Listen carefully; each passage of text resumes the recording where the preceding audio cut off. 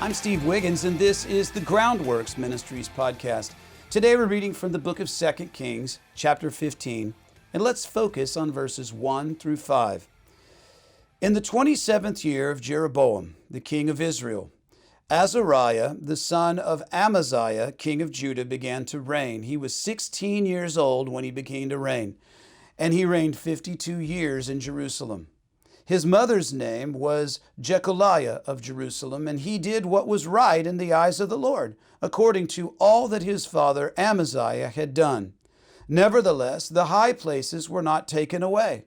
The people still sacrificed and made offerings on the high places, and the Lord touched the king so that he was a leper to the day of his death, and he lived in a separate house.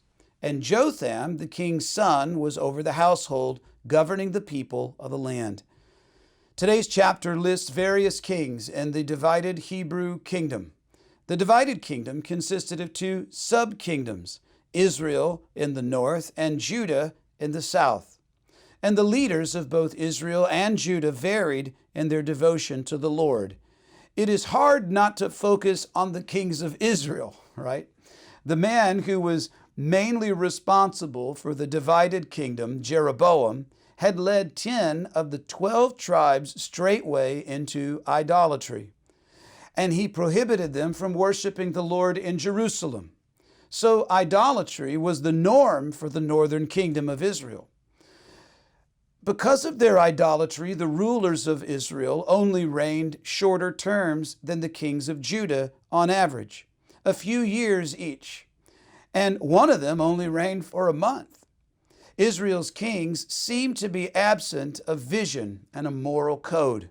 They didn't have the Bible. Doesn't it remind us of the world today with its driven dog-eat-dog, every man for himself attitude? Well, there was nothing attractive about Israel that would make the onlooker want to emulate them. We'd rather avoid them.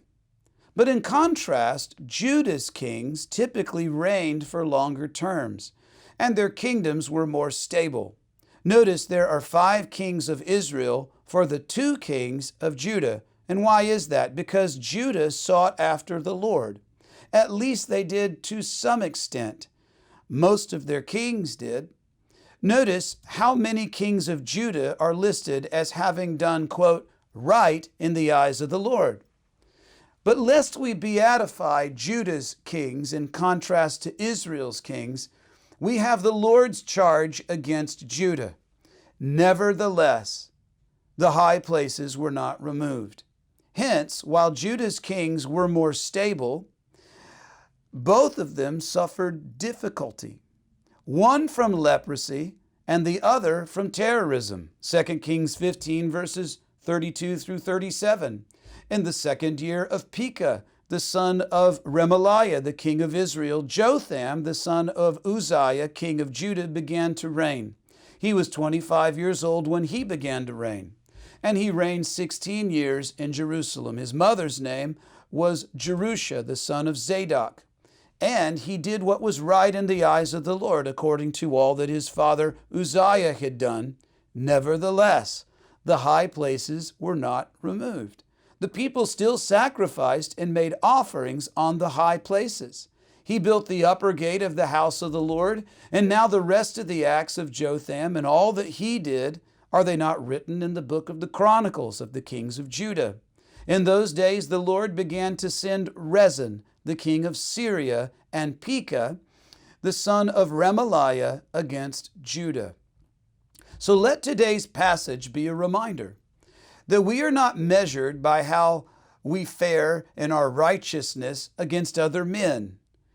We are measured by God's standard, which is the Bible. It is the standard by which He measures all men. And therefore we should be seeking it, obeying it, living according to it, and sharing with other people, so that the Lord may first reign in our hearts and the high places in our hearts would be taken down, so that we will not tolerate the high places of our culture. I'm Steve Wiggins, and this is the Groundworks Ministries podcast. You know, Groundworks Ministries operates entirely through financial donations from faithful people like you. And if you're being ministered to through the daily teaching of Groundworks Ministries and you'd like to help us lead God's people back to the Bible, would you consider donating to Groundworks Ministries today? We need your support now more than ever. And donating is secure and it's easy at our website. So check us out at groundworksministries.com.